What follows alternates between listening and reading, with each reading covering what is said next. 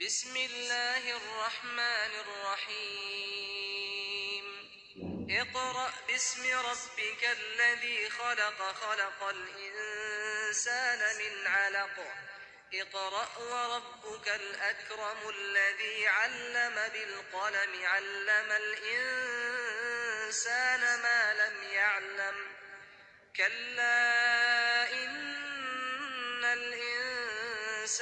ليطغى أن رآه استغنى إن إلى ربك الرجعى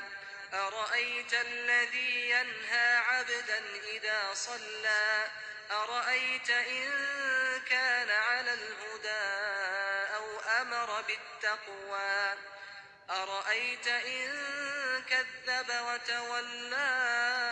ألم يعلم بأن الله يرى كلا لئن لم ينته لنسفعا بالناصية ناصية كاذبة خاطئة فليدع ناديه سندع الزبانية كلا لا تطعه واسجد واقترب